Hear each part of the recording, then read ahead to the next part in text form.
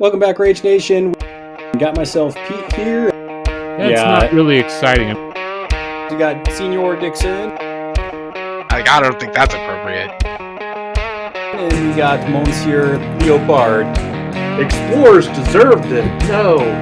Absolutely. I was disgusted. I cannot believe they've done this. Why is wacky? Why is that good? It's just nonsense. I disagree on that. That's not possible. We're getting the band back together. We're on a mission. Yeah. Now we've got a whole new list of things to complain about. Welcome back, Rage Nation. We are at it again. Got myself Pete here, and with us, as always, we got with us Senior Dixon from the land of Puerto Rico, where it's probably hot as balls right now. Nah, baby. Remember, we're in the tropics. It's always an 85 to 95 degree weather. Yeah, I think we're actually hotter than you now. We're getting into like Yeah. high 90s and like triple digits on some days. Yep. That's template weather for you. But bringing it back again, we also decided to bring on Trevor, who is now comfortably in the new abode and building Malifaux communities, apparently. Yeah, actually, I'm over here in Colorado. I'm out in Castle Rock and just kind of revitalizing the scene out here. Pretty excited about it. Every time you say Castle Rock, Fraggle Rock just pops in my head, man. I remember Fraggle Rock for sure. So I don't think my do I. wife does. but- Great show. Yeah. But yeah, we're bringing you on, Trevor, because I think Dixon specifically thought it would be cool because you've been kind of getting your toes into the competitive waters. You're going down to Houston with us for the Houston GT in October. So Dixon thought it'd be cool to talk with a newer tournament player about kind of optimizing play. And you worded it a different way too, Dixon. What did you call it besides optimizing? You said it was force multipliers. Well, we're going to be talking about force multipliers. I call it the tips and tricks for young tournament players. Yeah. So kind of just Mhm. talking about how to, obviously Malifaux is a game of chance, but how to better put the odds and stack them in your favor and, win the day essentially off of those decisions. But before we get into all the details of that, make sure you're checking us out on our Discord and YouTube channel. Got that stuff in the links. Always got a lot of stuff happening in the Discord. We're starting to put video formatting for a lot of the episodes that we do for the podcast onto YouTube with some cards and stuff that we showed during the recording. Not going to do it for this one because this one's going to be more not really showing cards, so not as many visuals. This one won't end up on YouTube with a video, but definitely have that stuff going up as well as battle reports and other things. And then, if you want to support us directly, you can do that at patreon.com/ragequitwire. Any support there is definitely greatly appreciated so we can keep putting out videos and audio and all that fun stuff. And then you can also use our affiliation link at give us your money, please. Thank you weird.com/ragequitwire. And a little bit of that goes to the podcast and definitely appreciate any and all support. Also, I do want to give a quick shout out to not just patrons. There's a couple other people that also have donated a little bit here and there, but I decided once again to reach out to the awesome Malifaux community and be like, hey, I think we can get people to donate and cover Dixon's plane ticket from Puerto Rico to Houston for the Houston GT again. And we got a lot of response back, and we're getting pretty close to paying the ticket fully.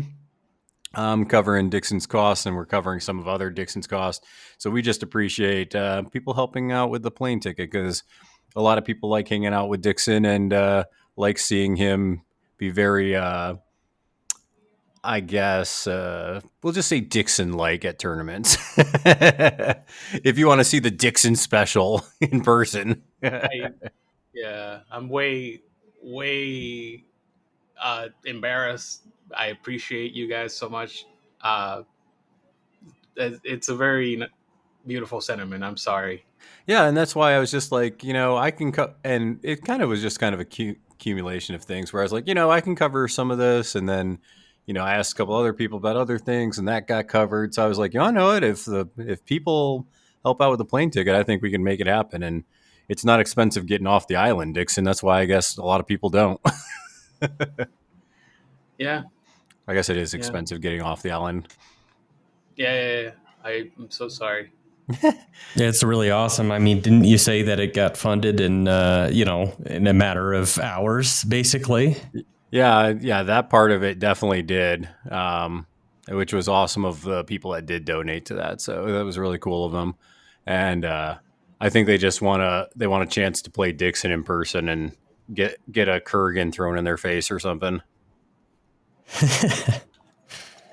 This should count for like donation back for the taxes or Yeah, whatever. tax Like write off. this. Yeah, there you go. That's the word I was looking for. So getting into the episode, we're going to talk about this, and it is kind of that tournament season. There's a lot of good summer tournaments. They got one coming up in Boston. Obviously, you got the Houston GT. You'll have one at Gen Con that's not usually as big, but there's still an event there. You got the one in DC in late September. So there's a lot of events going on, and I think there are a lot of new Malifaux players who are interested in tournament play. And I think, Trevor, you kind of talked about that was one of the appeals of Malifaux is you actually like the competitive play of it. Yeah, I really do. I've always been a big competitive player as far as games go. I mean, even when we're playing board games, even against my own kids, it's it's kind of a no holds bars kind of thing. Yeah. um, but yeah, that was really what drew me to this game. Is it definitely feels a bit more like a chess match, and I mean, going back to Captain Con, when you had told me that I was going to be able to get 5 games in a matter of a couple of days, I thought that was awesome. But on top of it, just really going through that tournament now and being able to look back at it, it really did teach me a lot. So I would highly encourage those of you who might be hesitant to go out and just do it, because it is it's just a different feel than your local gameplay that you have at your local game shop every week. Yeah, and you actually did fairly well, especially like the first couple of days, which I think you were like, I don't know if you were surprised at, Trevor, but you were definitely happy that you were hanging in there, even though they weren't like necessarily wins, and you're getting some draws here. So I feel like you were pleasantly surprised with your performance. Yeah, overall, I'm very happy with how things turned out. I could have even ended up in the very bottom half and still been happy with it, just because it was a really good experience, and the Malifaux community is just so great. Everybody was really cordial and helpful, and it really made me think about the things that I need to just kind of know offhand to make things go quicker, especially when you're under clock timing and play. Yeah, and I think, Dixon, a big part of what we want to do with this episode is kind of like, it's almost like, okay, so you've been to your first couple of tournaments.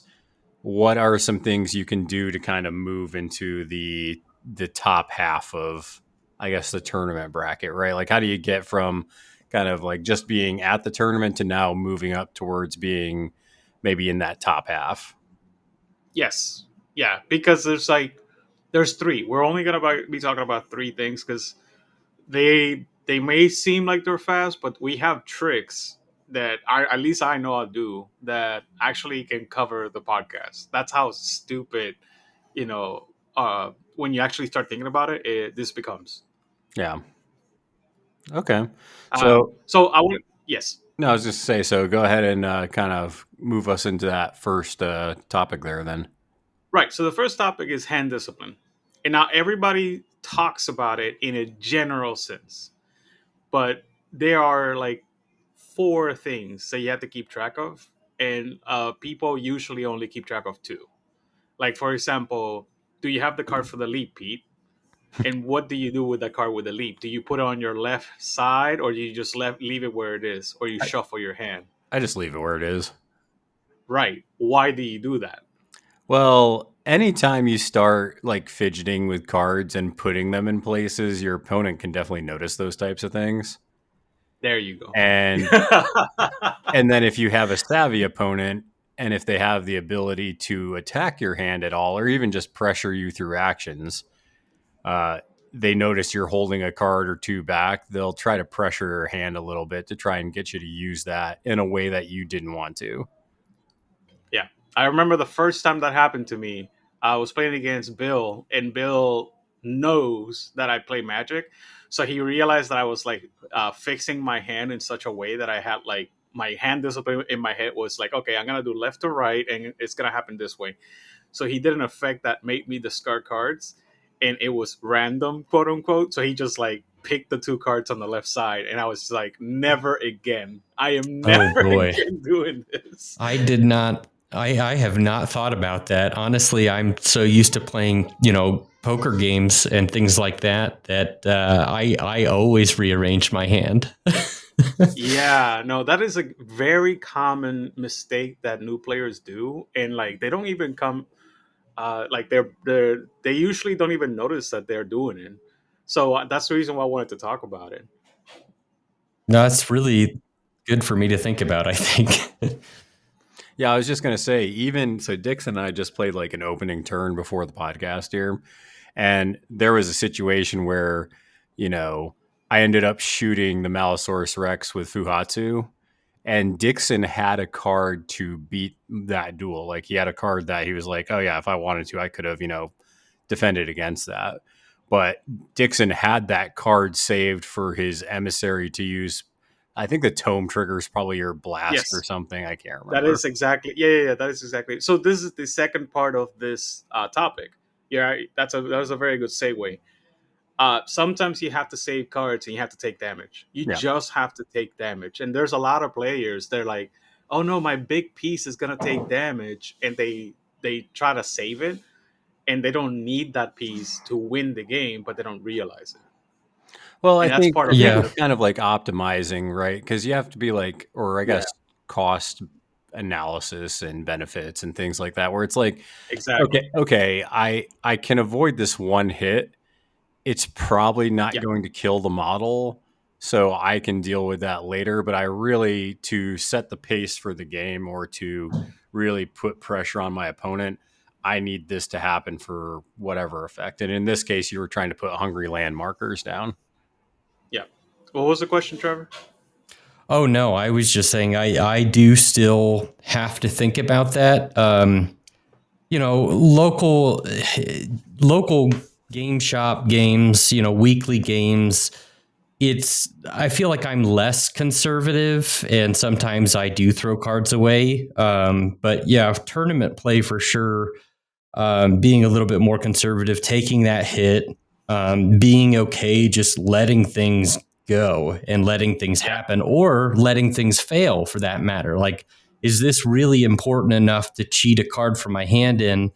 I actually had a game last week. I tried out a new list, and there were some things that I looked back on that I don't know why I threw cards at, Yeah.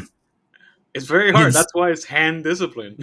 it's like you're trying to get something cute to go off, and you just throw your cards at it, and so I had to kind of remind myself last week after that game to maybe think about what I really want to put my cards into. Well, I also think that there's times where sometimes it's like, oh, well, I'm going to punch this thing to see if I hit.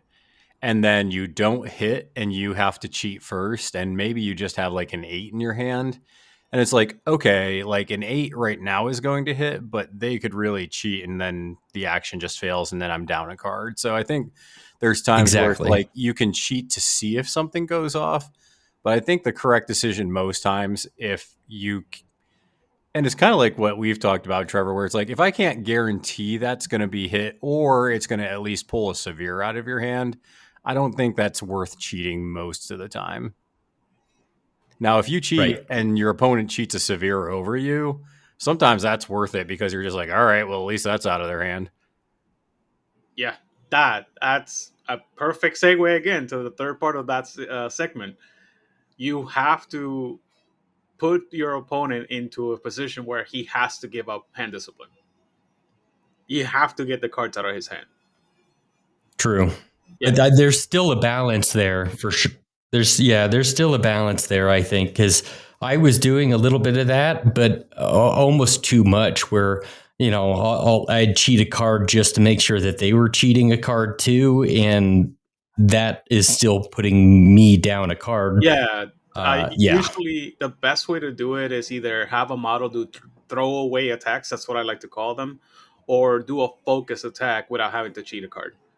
Right. For example, my model that I'm going to cheat cards with is usually my master in the emissary in the game that I was playing against Pete.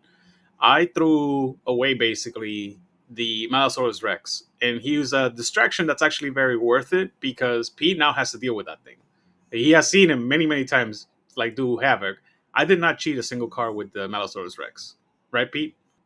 Yeah. So, like, in your case, Pete, when we were playing in any game that we played, an example that you will give out of a model that you're like, okay, this model is just going to attack just to harass. Yeah. So and the board didn't let me do the plan the way I wanted it to. I mean, any game. It doesn't have to be this I one. know. But I'm talking about that example because in okay. my head, I know what the distraction Carnifex is going to be in a lot of games. So when I deploy, a lot of times I'm like, okay, I either need to either ignore it, kill it, or deal with it, like to just neuter it. And in the Malisaurus Rex perspective, I had Fuhatsu, so I was like, Fuhatsu can kill this like in a turn. Yeah.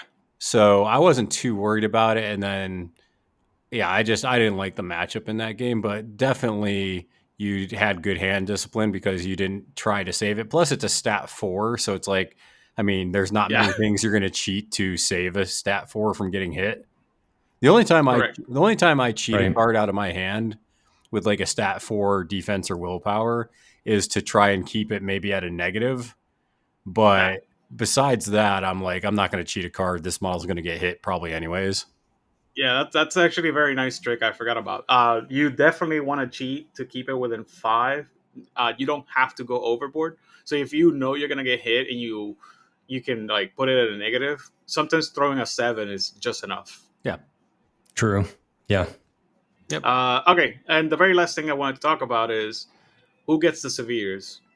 And usually people say it's the masters. Honestly, I specifically go for the beater that's gonna do the maximum damage, like the model that has the potential to do like 4 to 8 damage. I think it depends on, the suit a lot of times for the severes. That's true. And that'll dictate like. So I've been playing like Shenlong, right? So when I see a high 13, that can really determine what target I'm going to go into. High rams, any high ram. So if I have if I have 2 severes that have a ram on it, I'm like, okay, I can probably kill a henchman here. I think when we played the other day, I ended up going into Aeonis and I just like, I'm gonna ram for the ram trigger, discard a chi, it's irreducible. I read Joker, Aeonis took 6 damage, and then I punched him to death with Onslaught. Yeah, and this is where the risk analysis benefit that we were talking about earlier, that you have a model that can be only saved by one of those cards, and you have to do a quick analysis to like, do I really want to use this card to save this model? Yeah. Mm-hmm. Whereas it's hard, dude. It's so hard. Yeah, whereas if I have a bunch of masks with Shenlong, I'm like, okay, I can get 6 attacks off this turn. What's a model that I can do min 2 damage to and probably kill it? Or just harass. Because I've seen you do also like, oh, it's last activation. I'm just going to harass this model. Yep. Yeah, I did that last game where I was like, I'm just going to go punch the emissary. Yeah, exactly. It could be what you're trying to achieve that particular turn as well. I mean, you guys are talking about the emissary a lot, and I always think about the intimidating roar and getting that, especially if it's against a minion, getting that slow and spear toss is usually a really good gig. Oh yeah. Oh yeah. So, And now with the hand of Janice, ooh boy. mm-hmm. Well, I think also when you see a high severe, like you want to hold those for things that you want guaranteed in an opposed duel. So like if I have like a kidnap or something, right? Like let's say I have like a hole in the world trigger, like I'm playing Serena Bowman or something, and I want this mask to get that guaranteed hole in the world trigger to move the model 6 inches and displace it. That's a great example. You want to keep that 13 of masks for that duel specifically because when she's not a henchman anymore, right? She's an enforcer, so she can't. No, she's always been an enforcer, and it's tomes for the hole in the world. But your Okay. point still stands. Yeah, That so is very 13, true. 13 a tome. So you're like, okay, I have to keep this for that because maybe you have plans or you need to get somebody off a point. You know, there's a lot of different reasons to do it, but you're like, you have to keep that card for that one specific plan you have for this turn. It doesn't kill a model, but it wins you the game. Like you have to keep in mind, points for prices is like the name of the game for Malifaux. Yeah. VPs is what wins you the game, not killing a model. If you Yeah, can kill the entire enemy team, but win the game, but lose the game, then that doesn't matter. Yeah, and I think that's kind of the big thing too with severes is like, yeah, you want to use those on like killing models, but there's also just some triggers where it's like, I want this to happen with my opponent. Or also, if you're a summoner, you know, you want to keep that card for summoning. Oh my god! I think that point actually leads me into something that I had to realize as a newer player, and especially if you're a newer player going into a tournament. Just because you lose a model and just because a model dies doesn't mean that the game is over. Yeah. Don't mentally give up when you lose an important model or when you lose a model in general. You can still end up with only 2 models left and still put in 6-7 victory points. Yep. Yeah, I mean and by the way, Trevor, that's a skill that I forgot. So like it's a skill that you can forget if you don't actually put in the work for it. Yeah, so honestly, I think that you want to be careful with your severes because I feel like if your opponent does a good job of kind of threatening your models or your hand or whatever you want to call it, I've had games where I draw like 4 severes, and as the turn progresses, I find that I didn't use those for anything useful besides like defending myself. And same. And sometimes that's good, but you're not leveraging, like you're on the back foot if you're doing that, which is why I think it's important to really, really keep an eye on those severes when you're playing them and kind of mentally thinking about what you're using them for, because there are some times where it's worth using those to defend yourself, where it's just like, yeah, that attack cannot happen. Yeah. Yep. And I try to do that risk analysis before the game, but there are so many different points in Malifaux games where like I still stop and go, what am I gonna do? So it's hard. I actually wouldn't mind putting another question out there for both of you. I only got like one more point for the hand after this, so go for it. That I was thinking about quite a bit, and I've gotten a little bit better with, but balancing the amount of stones that you bring in and when you're going to use those stones to, swap out cards or saving those stones to hit certain suits or putting your opponent at a negative, I just kind of like both of you to discuss that a little bit, because I'm still trying to figure out the right balance for that. And I'm now opting for less models, more stones. Yeah. So nice. Their stones depend on your crew. If you're a heavy, especially if you're summoning, but if you're a heavy stone using crew, you'll probably bring somewhere around like 8. If you can generate soul stones, like if I was playing Mawtucket, I usually only brought like 2 or 3 soul stones, just because I'm going to get a bunch throughout the game. And then generally speaking, if I can't generate any soul stones, and if I have like a lot of ways to heal, or if I have a lot of ways for like armor reduction and crap, or damage reduction, I should say, that I always bring like at least 5, maybe 4 if I'm feeling greedy. But 5 is kind of like my minimum sweet spot if I can't generate soul stones. I almost never go below 5, honestly, unless I can generate. And then as far as using Right. them, Yeah. Specifically, I mean, you talked about like putting people on a negative. I think the biggest time to do that is if your opponent is on a straight and you notice the end of their damage is very spiky. So like on Shenlong, because once again I'm playing him, but I think he's a perfect example of it. His damage track is 235. So you Yeah, really the don't Terra want part. him. Yeah, you don't want him to spike into that 5. So a model like that is really useful to put him at an egg. Yeah, any like tear apart style of damage track, which is 235, or row of teeth, which is 236. Yeah. You definitely, because like that's the difference for damage. So you want to put them at a negative just to increase the chance of saving yourself for damage. Yeah, just being efficient with it. Yeah. Right. Because So Yeah, in so that for me, situation, like, because if you think about it this way, if you put them at a negative, you're saving possibly anywhere from 3 to 4 damage just from putting them at a negative, right. because they're probably going to hit them in. There's times where it's maybe they flip double severe, and that sucks, and you probably lose the model, but or maybe not Yeah. lose the model, but you take a lot of But damage. you did the smart thing. Yeah, Yeah. That's Malifaux, though. Yeah. That's it. That's the game. Exactly. That you did the smart thing, putting them at a negative, because also the added addendum to that is they can't cheat. What I wanted to point out is adding to what Pete said, because I agree with everything that he said, is how many henchmen do you have in the crew also affects how many soul stones you put. If you put 5 soul stones in your crew, you're trying to make sure that you don't have a henchman, or if you have a henchman, that they don't use your soul stones. That's another thing. 7 soul stones if you have a henchman or 2 is usually what I see is the average for my list. I don't know other people. But we know somebody, Lance, he likes to run with 9 to 10 soul stones, and he only has like 1 master and 1 henchman. So that's an option. Yeah, I've been, with my Anya crew, that's only 2 or 3 because I can generate soul stones with her. But with Maxine, lately, I've been trying to take anywhere from 5 to 8. A lot of the time, I don't have a henchman with her, but she has so many abilities that I want to hit a certain suit with. Yeah. Yes. That it makes more sense for that.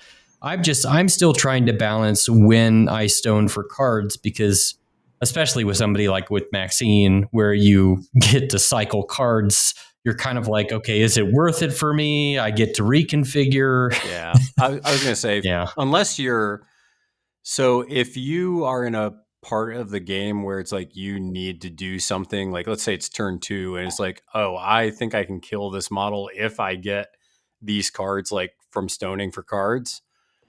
So if I had like an 11 in my hand, or like maybe a 12, and I wanted to go first activation with my master to try to kill something, I might stone even if I draw cards throughout the turn, because I want to see if I can get like a 13 to really guarantee it.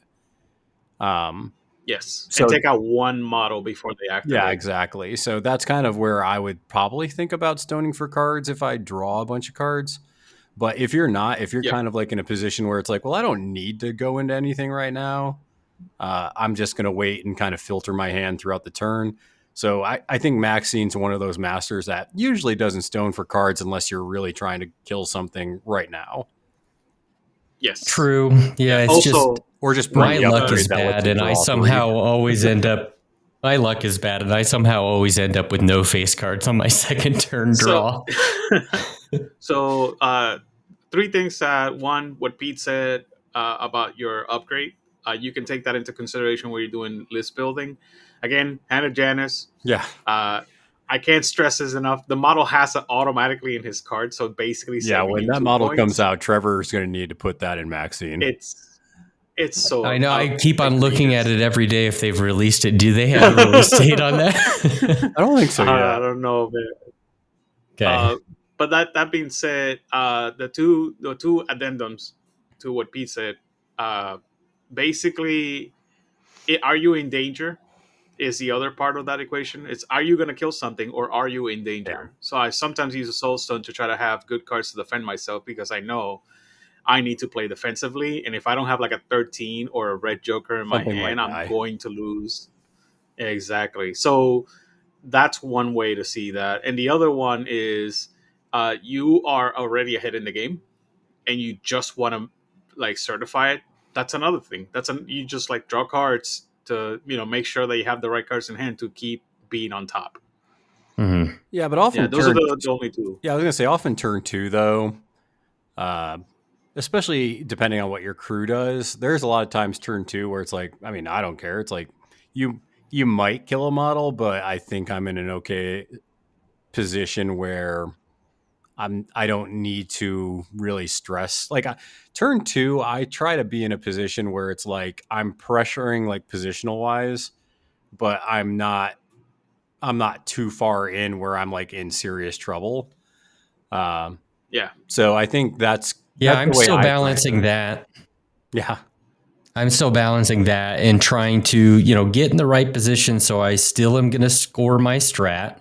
The scheme, I'm trying to remind myself that, I still have other opportunities to get my schemes. I don't need to get myself into a bad position just to get the scheme. Yeah. I just need to make sure I get my strat and not overextend myself, especially with, squishier models like Explorers, to be honest. Yeah. That's true. The last hand discipline thing that I wanted to cover was, why do I keep low cards in my hand? Because I don't want them the following turn. And there's a lot of people that forget that that's valuable. Like, I have kept garbage hands to discard like 4 cards at the beginning of the next turn, and I see that as valuable in turn 1. Yeah. Yeah. I mean, there's a couple of reasons why to just keep. Well, so I think actually a more interesting question, or I guess point, is not just because I think, yeah, you do want to pitch your low cards at the end of the turn if you can help it. But I think Yeah. I see people who at the end of the turn they have a decision to make, like if they kept a 9 or an 8 in their hand. And it's like, okay, well, do you want to keep that or do you want to pitch it? Because it's not a severe and it's kind of one of those middle cards where it's like, well, it's kind of good to have, but do I really want to keep like a 7 in my hand or do I want to discard it? Right. And then that moderate now isn't in the deck next turn. So I don't know what your thoughts are on it, guys, but I'll let you answer it before I kind of give some of my 2 cents about it. My 2 cents was that, like, I see there is value in that, and I try to always have like 2 to 3 cards in my hand to discard for the next turn. Yeah, but do you discard moderates? Yes, anything up to a 7. Okay, so if it's an 8 or a 9 I have been or more 10, lately. Yeah, usually. what was that? Yeah, Trevor? I have been more lately. I've been discarding a 6, 7, sometimes an 8. Just again because of the card cycling of it. But you're right. Then that moderate's not in the deck. But So, because my thoughts on moderates like that specifically are, if I have moderates like that in my hand, I don't keep moderates to the next turn unless it's a suit that I need. So if it's like a leap card, I'll keep it. So if it's like a 6 of masks and I need that to like leap a model, I'll keep it. If it's a tome and I need like some kind of simple duel or something to draw a card or to get some effect, I'll keep it. But I don't discard moderates. If I'm not going to keep it for the next turn, I make sure that I use it sometime throughout the turn. So even at the end of the turn, if I'm like, man, I still have this moderate in my hand, a lot of times I'll cheat in defensively with it just to get it out of my hand. That way it's not in the discard pile next turn. oh, that's a good idea. Yeah, Oh yeah. that one's going on the notebook. Yeah. Nice. Yeah, because like I said, you don't, especially a 7 or higher, because 7s hit most TNs, right? When you're trying to do something. So I think a 7 or higher, you want as many of those back in your deck the next turn as possible. If you're discarding 7 and up, I think that feels really bad. So, yeah, any other thoughts on hand management before we go to our next little areas? Now we covered what I was curious about. Okay. Well, what's your next shtick here, Dixon? The next one was targeting beacons. It's very fast, very quick, but it's like super important. Oh man, you start figuring this out, you're gonna start winning games.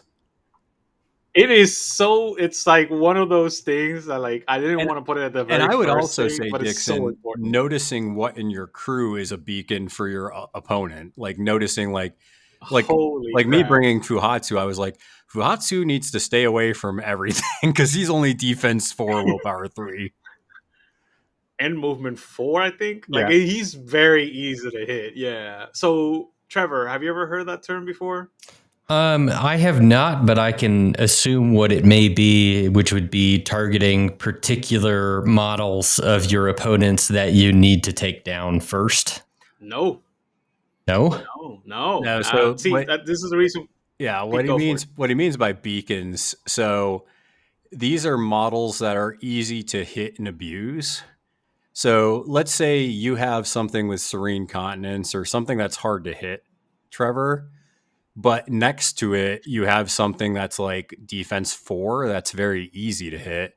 I can hit that defense 4 thing, and if I have an attack that has like a blast action, I can then blast onto your hard to hit thing and do damage to it while hitting something that's easy. Oh, I see. Yeah, Okay. in Malifaux that happens quite a lot. Yeah. Like I love Toast because Toast does that to most models in the game. Sam, I think it was Sam that said that attack 5 against movement feels like a 5.5. He's not wrong. That is super true. Or another thing that's kind of cool to do, you can hit a model like that, and if you have a cool trigger like on your heels or something, you can teleport to that model to then get into the back lines and start killing the squishy stuff. So if you have something that's easy to hit that I can teleport to, or maybe I got a shove aside trigger or something that gives me movement, I can use that to then catapult into your squishy stuff or maybe your master and then start going to town. Because triggers in this game do heinous things, even if they don't splash onto enemies. That, like, on your heels is a big one. Drawing cards is the other one. Like, for example, if you have say you have the Hand of Janus who's armor 2 but defense 4, within charge range of say Sensei Yu. How many cards are you drawing, Pete? Yeah, at least 4. Yeah, exactly. It's you have to be aware of targeting beacons because your opponent can do things to those models to get more value than you think they're getting. It's not the damage; it's the other stuff that comes along with it. Yeah, so like when I was playing that game that Dixon and I just did the turn 1, like I said, Fuhatsu is kind of one of those things, and you do have blasts a lot with Titania's crew. So it's kind of one of those things where it's like, okay, I need to not only spread out, but I really don't want a lot of models hanging around, Fuhatsu, or I don't want a lot of models hanging around this model because it's easy to hit. So just recognizing that your opponent can target and attack one of your easy to hit models, and they can really multiply the amount of nonsense that would happen because of that.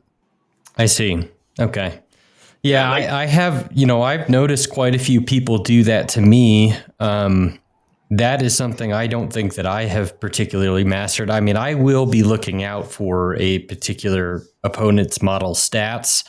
And, if they're a stat 4, yes, that is an easier target for me. But I haven't really thought about that, combining that with particular triggers to, increase my hand or maybe do the blast. Yeah, well, I was going to say, so specifically the thing I think you would want to look out for, Trevor, is let's say you have a high tome in your hand. I think the lion, the emissary there, has a sweeping strike trigger. So yes, I think you like when you're looking at what can I really like leverage this into to try and do sweeping strike damage to a bunch of models. Be like, okay, who has the lowest defense over here? Okay, that one's defense 4. That's the one I want to hit my sweeping strike, because then you're also more likely to get to a straight flip, which means then you can cheat damage to then hit your high end and just do a crap ton of damage to people. Yeah, just also you have certain abilities depending on who you have in your crew that can just gain like absurd value. I think you have a model that can discard cards from your opponent's hand based on unrevealed schemes or something. Yeah, I can't remember who Trevor? that is, but For which particular crew? We're talking the syndicate, so I figured I'd say that, but I Oh, okay. apologize. Yep. I think it's Corvus actually. Let me double check. Pressure. No. It's, backroom dealings. I think it's the one that I was thinking about. But anyway, the point is, there are abilities like that, things that attack the enemy hand that you can just target a model that's like willpower 4. Sometimes, I'll use an example from Ten Thunders since we were playing Ten Thunders. Fuhatsu is already played out. Let's say Ototo. yeah, I was going What's to say Ototo's Ototo's biggest another weakness? one. He's like willpower 4, I think. Willpower 4, defense 4. Like he's Hmm. he's super easy to hit if you see him, and he's size 3, so he's like towering over other models most of the time. So that is a model that's like super easy to control, super easy to get value out of. He's not very easy to kill per se because he's Or armor 1, a henchman, and hard to kill. let's also not forget things like stealing soulstone. So if you have like Krooligans or if you have There you Desper, go. you can just go into these crappy just beacon models and be like, I'm going to farm you for soulstones. Get wrecked. Oh, Dude, like I remember the first time I did that to Pete with Desper, and he was like, "Dixon, you just want to be a You're dick," just and I'm like, trolling "No, me. that's You're what trolling me. Just yeah." stealing all my crap. I was like, "That's what this model is for, Pete. Like, have you never played against Desper? This is what he does." Desper's so flexible, though, that he can do lots of things. yes, he can. yeah. I mean, I suppose I've been playing a lot of Maxine lately. Even with Maxine, with her impromptu invention, you could target somebody with a lower willpower to then use the maximum force Yeah. to give that condition. Or wait, no, one for all. It would be the one for all to give that condition to another model that's close to it. There you go. That's a perfect example of something So that you you give can two get value models out of. slow. Yep. Yeah, pretty annoying. Yes, exactly. That's pretty dope. I'm not gonna lie. Yeah, those are the kind of Pretty plays great. you want to start looking for. Yeah, so that's why I wanted to talk about targeting beacons because a lot Okay, of new so- players. Yeah, that's they really don't great. It's just Yeah. something I have not really thought about, but it's still more value. Got some next So- level thinking dude, here. it's something that you're going to start thinking about, and it's just gonna make you happy every time you like it links in your head. You're like, oh, I can do this, And then you and see it- some you like know. dirty plays. Like when you realize that there's a crappy stat that you can just abuse, you Yeah. really start to see some like really nasty plays that line up. Oh, good lord, yes. Which actually goes into the last point that I wanted to talk about, which is force multipliers. We mentioned it earlier, and we said a few actually talking about targeting beacons. Every nasty thing that we said about like triggers can be applied to force multipliers. And what I mean by that is like the first time I really got hit with focused attacks, because the focused attacks were not in the game when I started playing Malifaux.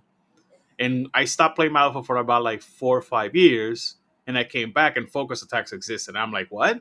What is this crap? Yeah. And I think it was Andre. Andre was the first person that like violently destroyed me with focus. Oh no, it was Nick. It was Nick though, with Perdita.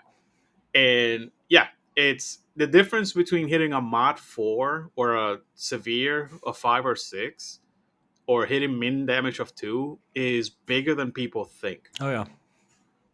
Yeah, and this is like only one small aspect of force multipliers.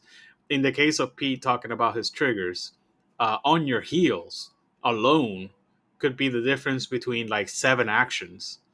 Like it's outrageous, especially if you're playing like Jackdaw. Pete played Jackdaw or Hang. He played Hang for a while in other crews, How much value do you put, Pete, into that trigger?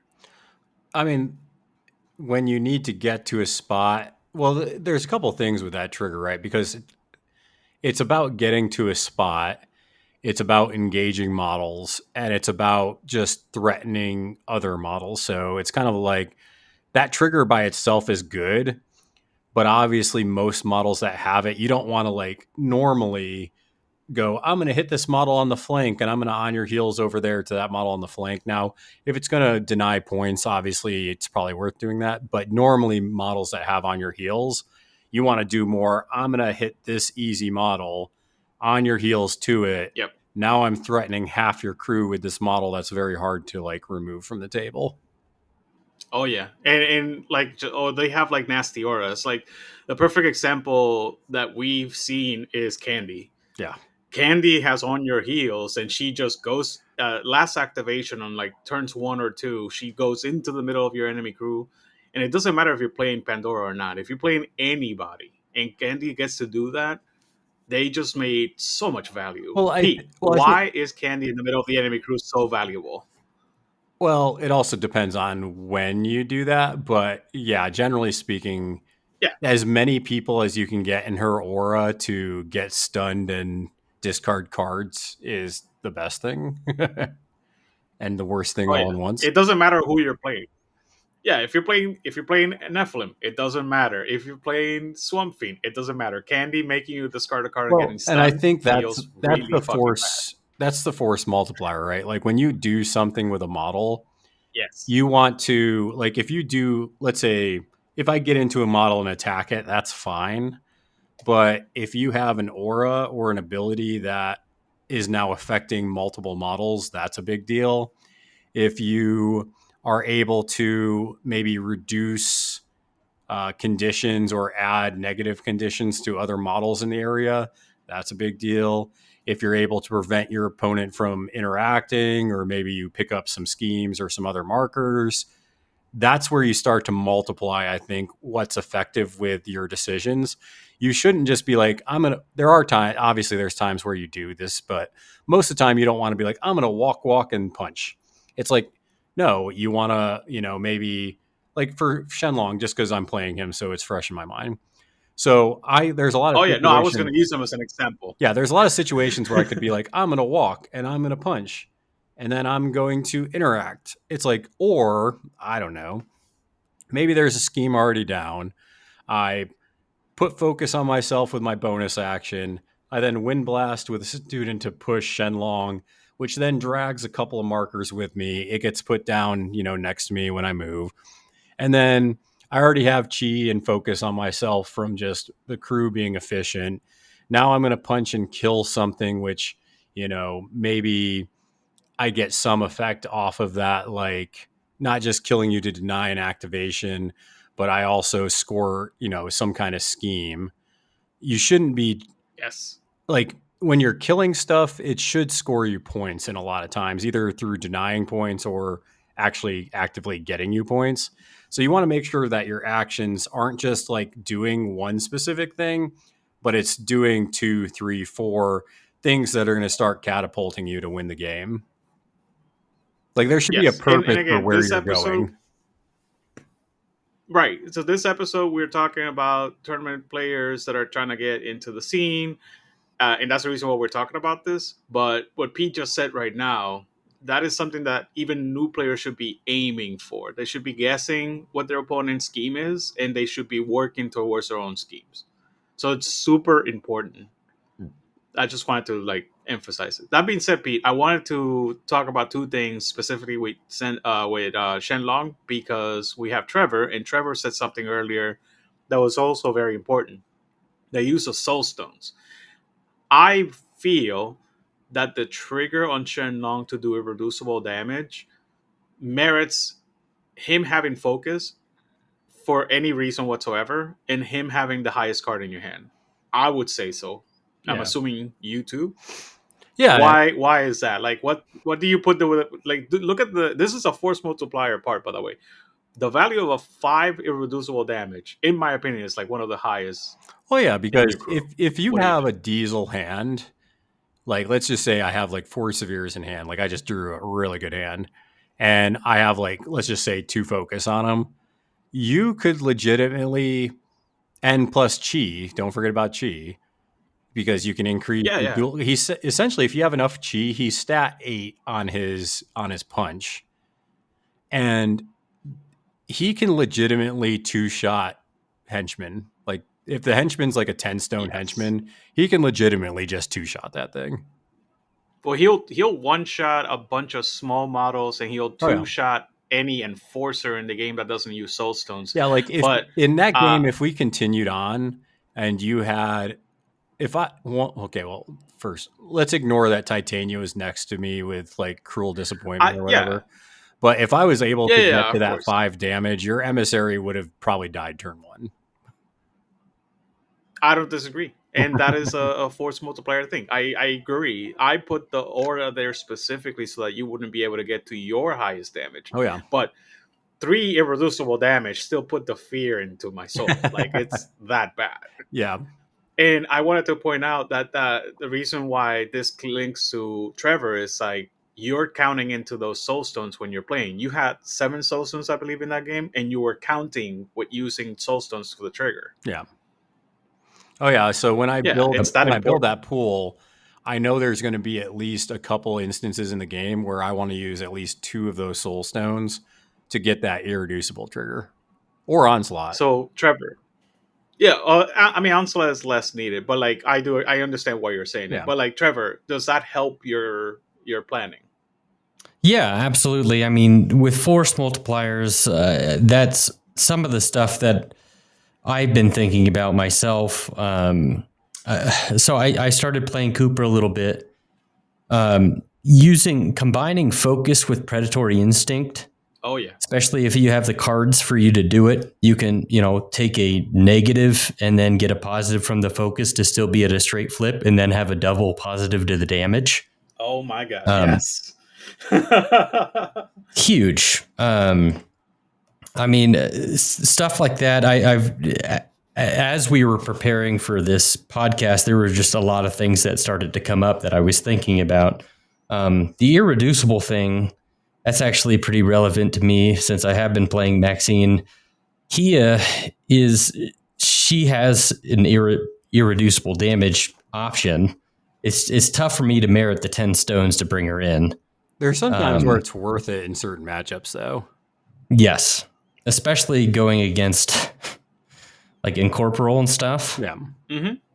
Yeah. Oh yeah. And armor. Like armor incorporeal or like any damage reducing effect. Kia or Kaya is like insane. Yeah. Yep. So definitely wanted to maybe bring her in more often. But as you said, basically every action that you take shouldn't just be one particular action and that's it. It should be adding to that. Well, I think the force multiplier is when you like that even applies when you're building your list because some people like Kia, Kaya, whatever, more or less depending on their style.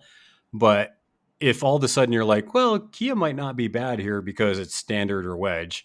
And then you're like, oh, they declared Karai. There's going to be a lot of incorporeal. Okay, well, that's another reason to bring Kaya because, that'd be really good. And then you're like, oh, yeah, and Kaya can put out shielded, which that's good, and armor's good. So you start kind of doing a lot of this and you realize that, oh, there's not just one good reason to bring this model, but 3 or 4. Those are force multipliers in themselves. Oh, absolutely. And Maxine is just huge with that. Everything that her crew does is about loading that deck late activation. Mm-hmm. Especially bringing in 2 machinists and activating Maxine later, you can really load up your deck so that, what you're trying to achieve late turn is either going to be possible or so you're at least doing that defensively. So that if somebody comes at you, you've got still a bunch of severes back into your deck. Yeah. Yep. To keep yourself safe. Oh yeah. The you're talking about the title, right? Yeah, the title. Yep. Yeah, because like one of the things that I remember before the nerf, her melee attack used to be against willpower. Yeah. and this is still a good tech, but you can no longer do this specific combo. So I'm not gonna recommend it to you learn it this way. The bonus action, the place effect, you basically target Maxine and the guy that dances. I forget his Harada. name. The Harada. And then Harada and Maxine would be catapulted basically 7 inches onto the opposite side of the enemy and put Harada's distraction bubble within 2 inches of somebody, and then Maxine would just erase them from the table. Oh, So good. that is a type of, yeah, it got nerfed for very obvious reasons. Like you would erase models with that combo. Yeah, which I think also. But yeah, there's a lot that you're doing to Good. I'm sorry. to yeah, but what I was just finalizing for at least for this particular example is that the more cards that you can get into the discard for Maxine's crew, the better. So I mean, even doing focus or even getting a negative, you almost want more cards in the discard because then you have more cards to choose from or put back into your deck. Yeah, and I mean, I think you also want to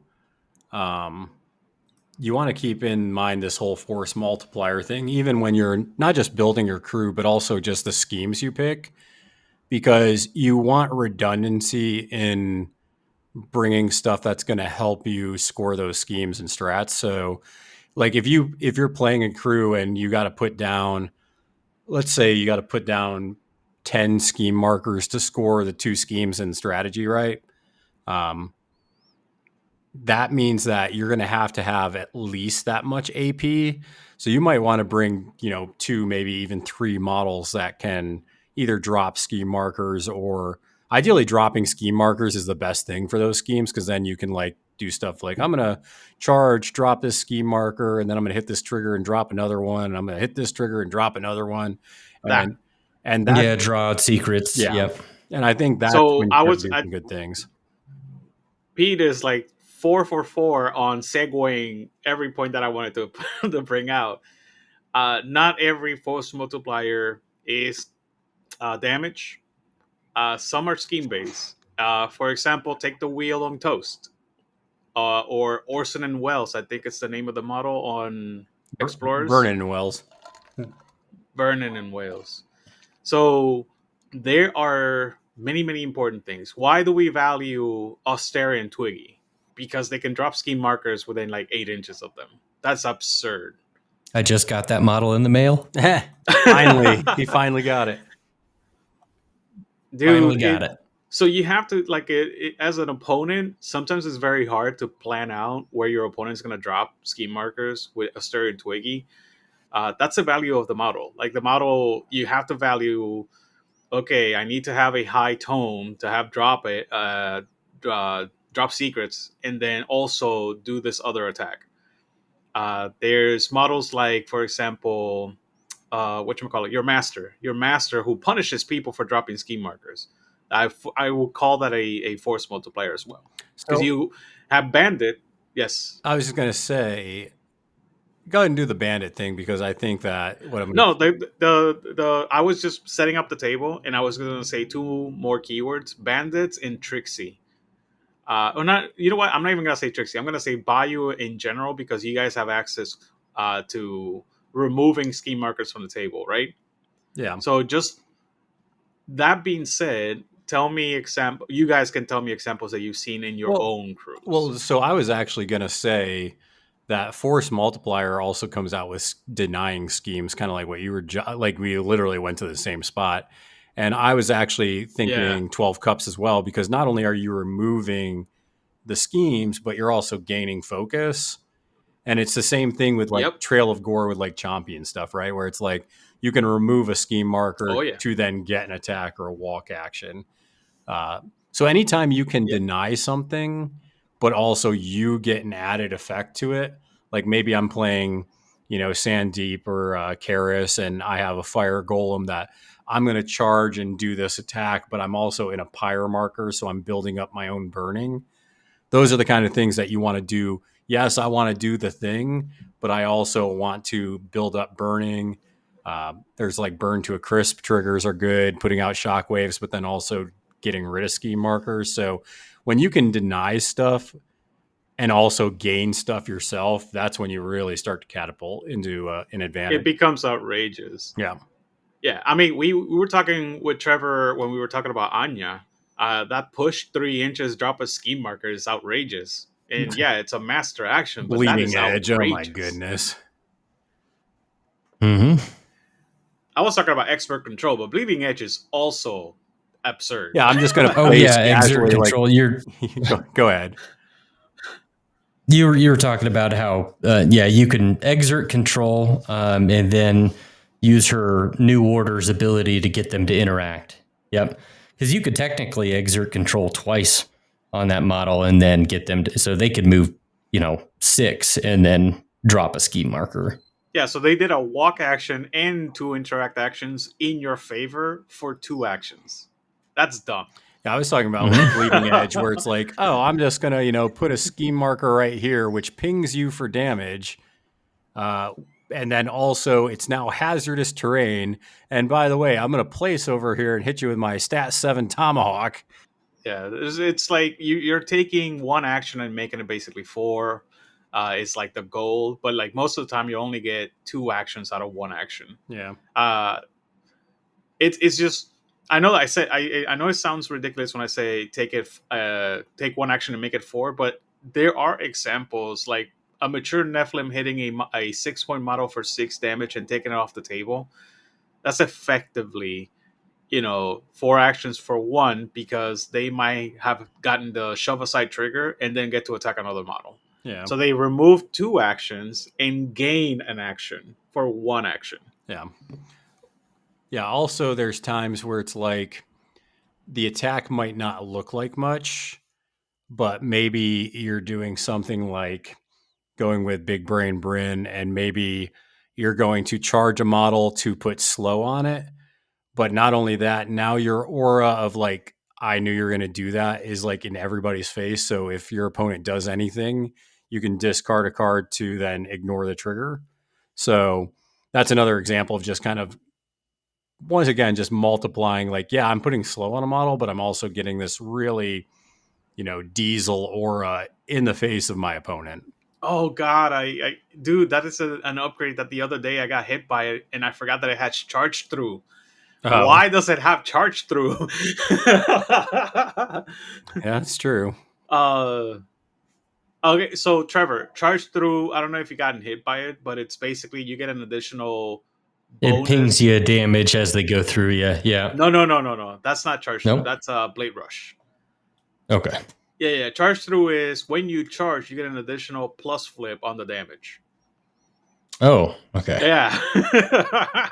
So they charge with a focus on them, and they now natively have +2 flip on the damage. Yeah, it's pretty good. Yeah, so the only way you can really get them at a negative is if you either have hard to wound on top of a stone user, or you match them exactly with that. And yeah, it can get pretty gross, especially on like Misaki. Yeah. Oh yeah. Oh, it's super gross. And we've been talking about all this stuff, but I wanted to also the last thing that I wanted to point for, and there's probably more that I'm forgetting, but I wanted to talk about movement shenanigans. And I know that we've set a bunch of examples, but I think that we can just say our favorite ones, really. I mean, can we name just our favorite child? I mean, it's hard to do, man. Yeah, that's tough. I mean, I can. The Kurgan. Kurgan is my favorite child. God bless. I can say my second favorite movement shenanigans that are enormous. Force multiplier, and that is I call it the Lemmy slide, but it could be anybody's slide. The hat trick. Yeah, that is outrageous. Yeah, putting a hat on a model and then tossing that model, and then Lenny follows him. Yes, that's an option. You're talking about the smuggler, specifically tossing the smuggler. Yeah. Which, by the way, Trevor, this is hilarious. Okay, so the hat makes you a scheme marker. That model becomes a scheme marker. And the smuggler has an ability that she can grab a marker that's within 2 inches of her, and whenever she moves, she can drag the marker with her. So Oh boy! So you're are you dragging that seeing with model this? along with you? Yeah. Exactly right. So like Lenny can activate during his activation. Lenny can activate, toss the smuggler, teleport 12 inches forward, and smash something that's 14 inches away. My favorite. I mean, I think. Good. Go ahead, Pete. You can go, Trevor. All right. Well, I guess my favorite lately, and it's not so much a shenanigan as it is really just the abilities of the Tide Caller. But since I've been playing Maxine, I've been basically playing Tide Caller and then Double Machinist and Intrepid. And turn one, I'm usually throwing the Intrepid and both Machinists 10 inches up the board, essentially. And they're all the way up there and haven't even activated yet. So Yep. Seems that's been pretty fun. It does leave the Tide Caller behind. So sometimes I don't throw the second Machinist. I at least just get 5 inches of movement out of the deal. But that's been pretty fun because then those three are just out there sitting there not having activated yet. Yeah. I mean, you literally nailed the nail on the head of why I love, why everybody loves Toss. Everybody, Pete loves Toss. Well, I was going to. That's great. So I'm not going to say this is my favorite because it's also a toss, but I think Sandeep tossing himself with Bonasuva's action at the beginning of his activation to then rain down all these pyre markers and then to use his bonus to push himself 4 inches back is probably some of my favorite shenanigans. But my favorite one is probably with Molly, which I know Trevor probably has flashbacks against. Basically getting my last two activations with some combination of Valedictorian, Archie, and the Dead Rider.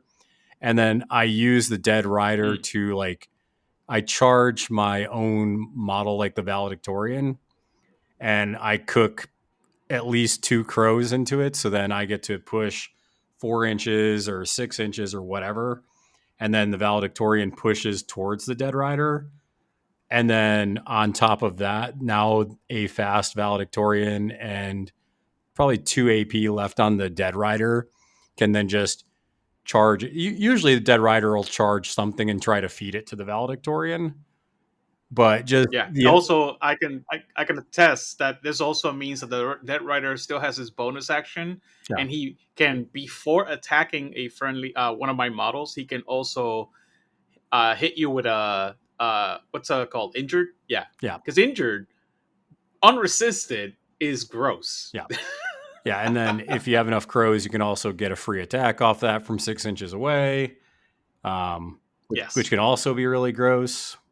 So it's a really dirty combination, and I think the last time I did it to Trevor, I ended up killing his Sovereign turn one. He was like, I overextended. I remember that vaguely. I wanna give a shout out to Photon, who said he's a huge fan of Hovering Flame, because that is a gross ability as well that Director has. The ability to it's a free move, and any model that you go over catches fire. Like, there is unresisted, so you can technically call it doing 1 damage at the end of the turn.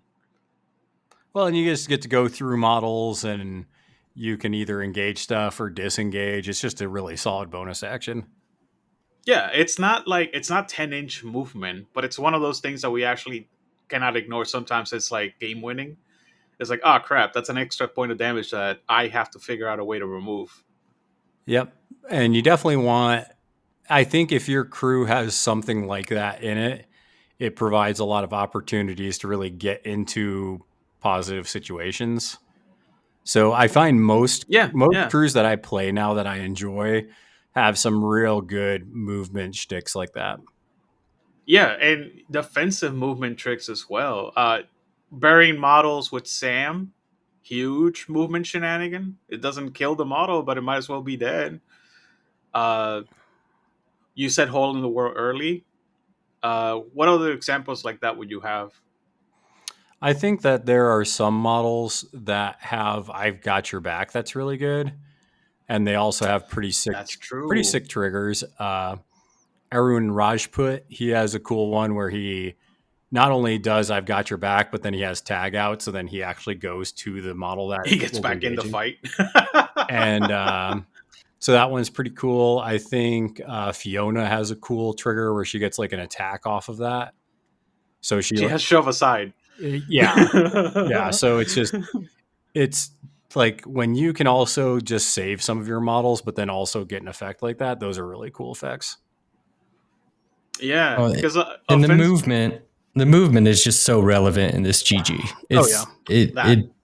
It's everything right now. Oh my god, yes, yeah. Defensively, we have in Arcanist, Mei Fang. She lost a lot of value because you no longer have to sit in a point, but she has an incredible heal that moves her around. So I wish I would see more people doing that. I will say, She has Dixon. shove aside on her melee attack, by the way, Yeah, Trevor, I will say, and her Dixon, melee attack that heals another friendly kind of runner constructs. up for some of my favorite movement, and I know a lot of people don't like this because they hate this model to death, is the Corfi duet. Has some of the most disgusting movement shenanigans you'll ever see.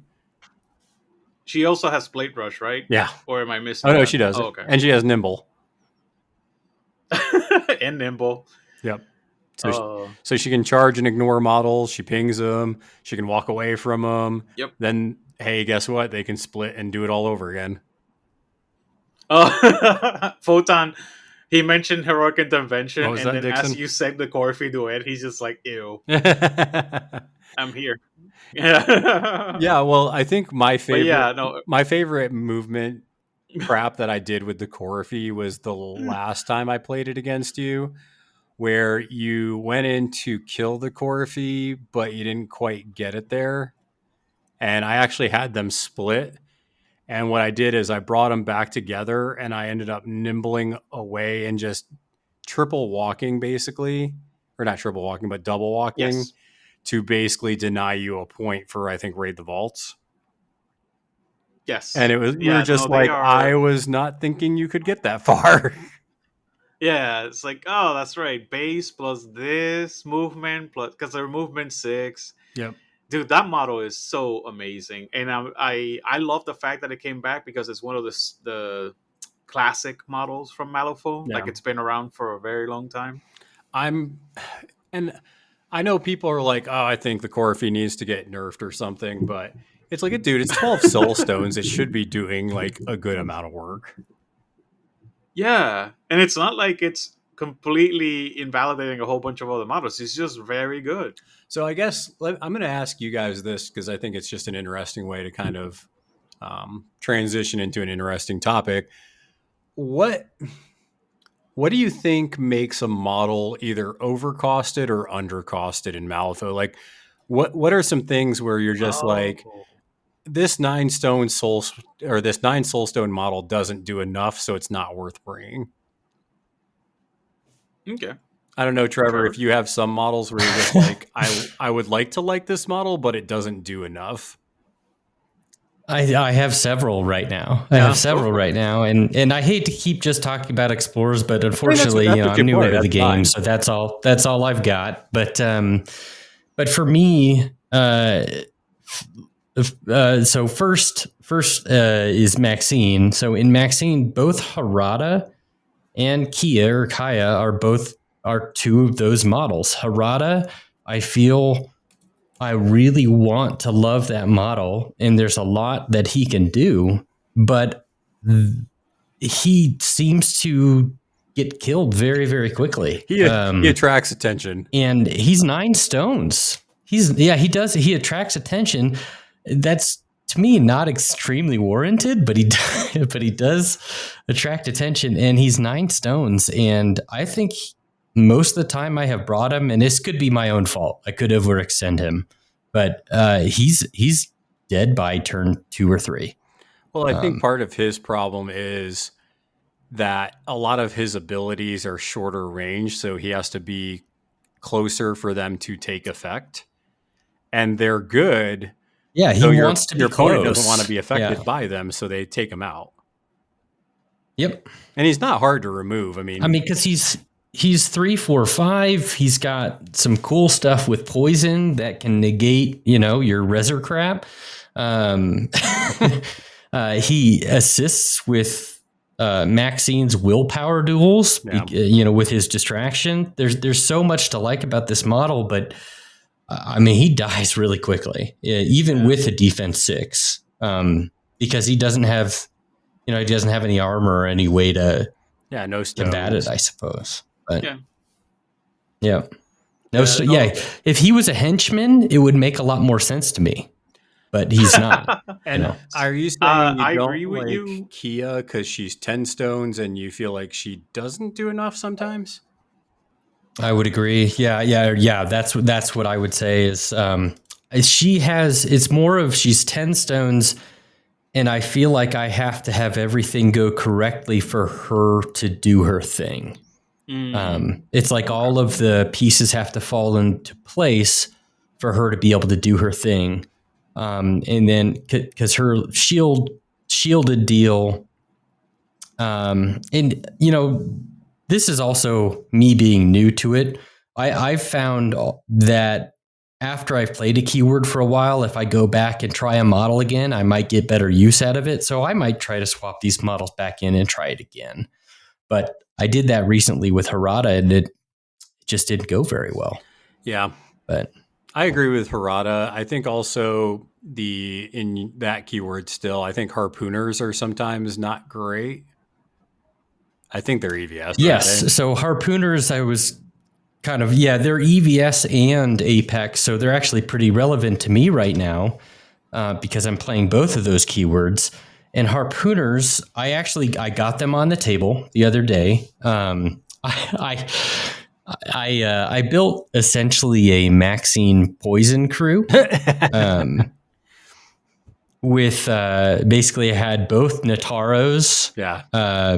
Mr. Nugget and 2 harpooners and Maxine. I was going to load them up, but I made a pretty big mistake in who I put them up against. Nice. So I played them against McMorning. It was a bad matchup. Well, and I know today so the poison. Yeah, that's a mistake there, Trevor. Yeah, the poison was irrelevant. I wanted to get that crew on the table to see how they worked. But I will say, I really enjoyed the harpooners. I got a lot of work out of them, and especially in this GG, with their reel in, their harpoon gun, moving other models around is great. I kind of wish that harpoon gun or, maybe got rid of that built-in RAM and was a stat 6 instead. But the massive net, is a great bonus action. It at least just makes people use up cards. I know that there's just been a lot of people that have kind of hated on the harpooners a little bit because of the cost, but I could see them doing a lot of work. I just wish they weren't 7. Yeah, right. Yeah. I think that there's a bunch of models that suffer from health equal to cost problems. Mm-hmm. And the 7-point models in the game have an issue that usually they are not appropriately costed for their abilities because they either are very squishy and also have bad actions. In this case, I'd say we could up his health to 8 and give it hard to kill or hard to wound, one of those two, and the model would be perfectly fine. But I think weird is still iffy on 7-point models. So I agree with you. This is a model that for some reason 7-point models suffer, and he's one of them.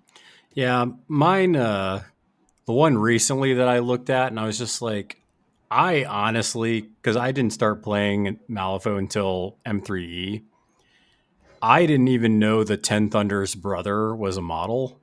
I got the Lords of War box with Fuhatsu, and I was like, what the crap are these models? And I was like, these can't this can't be an actual model. And I was like, okay, well, it is, but what does it do? And I started looking at this card for 6 soul stones, and I'm like, this is not a good model. Nope, definitely not. Like, Very the sad. best There's a the bunch best of thing models is like probably that. diversion, but then it's just like, okay, then it just dies, and like none of the actions are Yeah, great. So yeah. The version on a not tanky platform is really bad. yeah, yeah, Yeah, it's very sad because like the ability is very strong. I'll give you an example. In the case of Trevor, he was talking about both of you are talking about Harada. Harada's points are mostly based on Ngeri. I don't know if you've yeah. seen that ability abused, Trevor, but Ngeri is the number one reason why Harada is 9 points. That's why you kill them. Yeah, that's why you have to kill him. Yes. The ignoring the positive against opposed duels for Yes. everybody within 4. Yeah, it's super abusable, and that is the reason why he's 9 points. And honestly, before the nerfs, nobody had an issue with Harada being 9, but after the nerfs, I agree with you guys. I think he could be 8 points at this point, and nobody would, like question it. Yeah,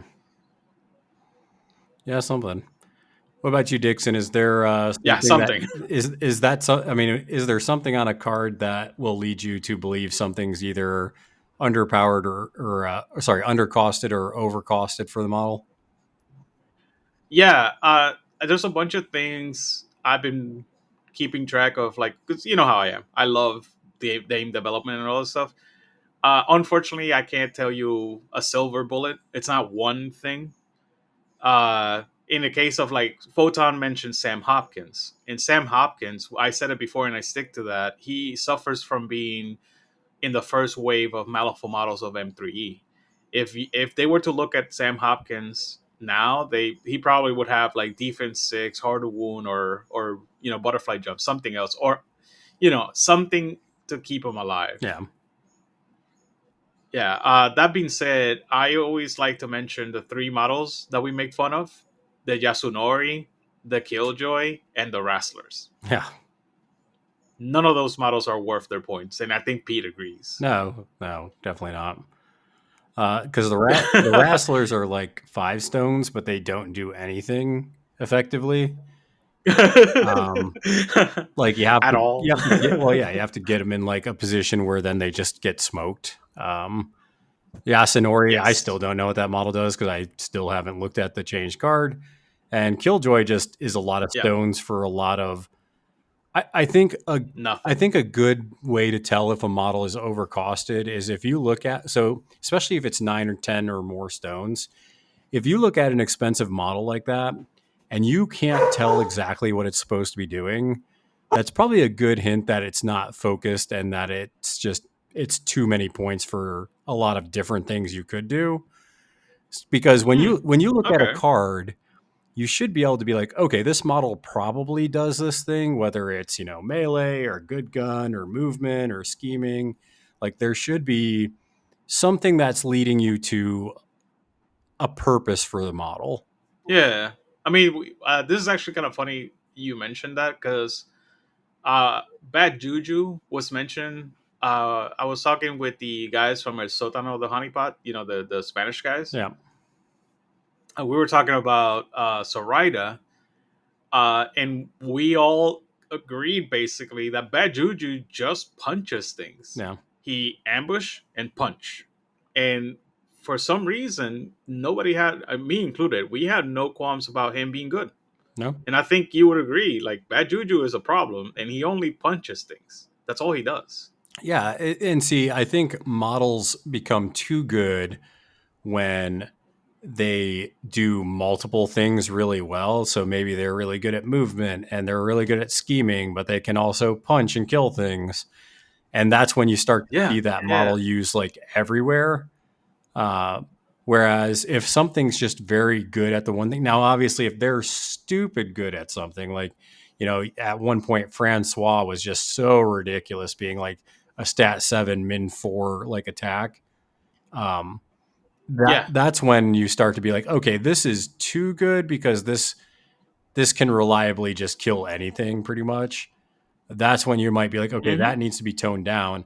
But if it's just usually pretty good and it can spike hard and all that stuff, I don't think Weird has I don't think most people have a problem with stuff being good. Yeah, I agree. As long as it's properly got, you're right. Like Photon mentioning the Witchling Thrall, he's a minion. He says, Photon says that it feels like they bring a decent amount for 8 Solsons, but they need something else to make them worth it. I feel that there is every minion, and I think that's a good way to develop a model. Yeah. Is minion models need something else to be good. Yeah, some kind of support. Yeah. Or like they bring support to somebody else. Yeah. Like either they get supported or they support somebody else. Yeah, I think a good example of minions in a keyword that works, like once again, if you look at Shenlong can either be supported by his monk minions or he can support them really well. And I think that's a good place for models in a keyword to be. And yeah, and I think those Witchling Thralls work really good with Sonya too, because there's so many little pushes that the crew can do, and then all of a sudden it's like, oh, those thralls are charging out of activation and punching the crap out of things. And they do a lot of work. That being said, though, I now have the question that I wanted Trevor to answer, but I don't know if he's still, because he seems to be busy. No, I'm here. Oh, okay. I was just trying to get my dog to stop barking over here. Oh, I feel that pain. The question is basically models that you think are way too good for their points, because like Pete presented the not good enough, but like I feel that you can talk about botanists. Do you think that they're way too good for their points? Nope. And what would you do? Nope, fair and balanced. Move on. Please don't touch my botanist. Yeah, to be honest with you, I don't know if I have enough experience in the game yet to eloquently say what particular models are too good for their points. When I see a model is just murking my stuff. Trevor, is there a model you've played against that you're like, that model seems too good? Well, the Krooligans in Mali, but at the same time, the Krooligans are only for Mali, so it's kind of forgivable. Not anymore. Period. You can bring Keepside Strangers and Seamus, and then out of keyword Krooligans. Yeah, it's some BS is what it is. But I don't know. Every time I see something on a horse, I don't like it. That is so true. He's not wrong. Trevor's like, kill the horse. Don't care what it is. Yeah, this horse needs. I don't have anything on horses. Well, until I get is it McCabe? Yeah. Right. Yeah. Yep. Until I get McCabe, but. Oh yeah. But yeah, I mean, I can't really think of anything in particular. A lot of the time, at least just right now, I'm attributing it to my own play. But but you brought a good point. Basically, horses in Malifaux, in general, they're great. Yeah, I think it's really good. If I'm going to think of something that's probably too good, honestly, I think we're in a pretty good spot, but if I'm going to pick something out, it's probably either going to be the Nightcrawler Network or the Cedra model, because those are two models that do things very well. Yeah, those are both in Ashes too, aren't they? Yeah, the freshly released. Yeah. Those two are probably too good. The two that I was gonna say is Cedra and Ban Ying, and it's specifically because I see them out of keyword now all the time. I also think Minako Ray is a problem right now, and it's not because of her, it's purely because of the Katashiro. Like the fact that there's so many shadow markers in the game now that you're starting to see her just show, like she has been showing up so much in 10 Thunders that the box has sold out on the Weird site. Like you can run her with pretty much any master in 10 Thunders, which she's versatile, but those Katashiro are so good right now. I would not be shocked if Katashiro become insignificant and they stop making it to games. Well, because that's the problem, right? And that's terrible. There's no reason to not bring them in like Cloak and Dagger. There's no reason to not bring them in any pool really in GG4, except for maybe raid the vaults. because they can at least go scheme, right? They're really great fast schemers. They can do a real good job of punching up and killing things that they have no business of killing. It's just they're really good. So yeah, I think I played against them once on a vassal game. yeah. But again, that was the first time I had played against that master, so I had just attributed it to me not knowing. There's a lot of that right now for me. If I play a master I've never played before and models I've never played before, it's more of an experience for me. Like, okay, I'm figuring out how these models work. Well, and I think that's a healthy attitude because you're kind of like, it might seem good in that game, but you don't have like the comparison of like the entire game yet to know how it compares to some of the other stuff that might be considered like good or OP. Well, Dixon, anything else you care to drop on us? No. I think we talked about a lot of important things that veteran players we just kind of like accept and move on. Like we don't think too hard about it all the time. And newer players that were not aware of it. Yeah. I think that was kind of good. I don't know if Trevor, if you got anything new on your notepad there. I do. I have a couple of things. Go for it. Yeah, I have a couple of things. When you had talked to me about doing this podcast, one of the things was becoming a better player and then how to remain competitive. As far as becoming a better player, I am still learning. It's still a process for me. And every time I start playing a new crew, it's like I'm starting all over again. But I do think one of the things that I'm going to do before the Houston GT is I'm going to reread the rule set and the frequently asked questions. Yeah.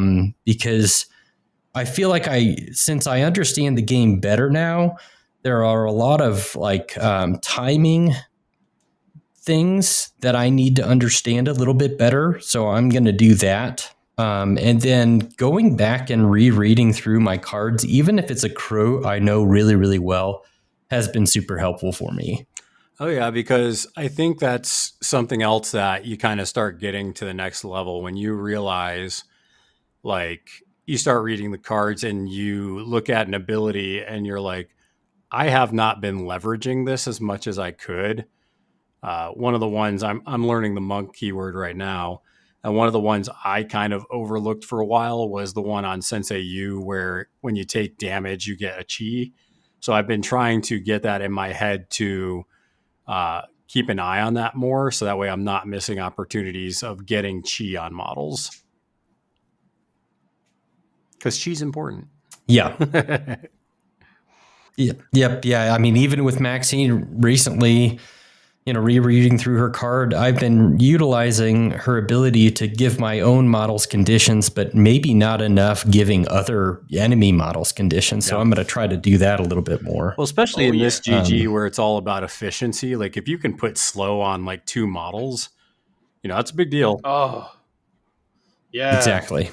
Slow and or stun. Stun. Mm-hmm. Yeah, if you see like a master Trevor and it's like, oh, they like a lot of good triggers, I'm going to stun you, so now you can't do that. Yeah, I mean, I think putting stun on any model is a good deal. It is. Oh, you gotta verify. It's better with like triggers and stuff because, like Sensei, or not Sensei U, but Shen Long is a good example, even though he can technically ignore it if he has chi. Levy is another one who hates stunned.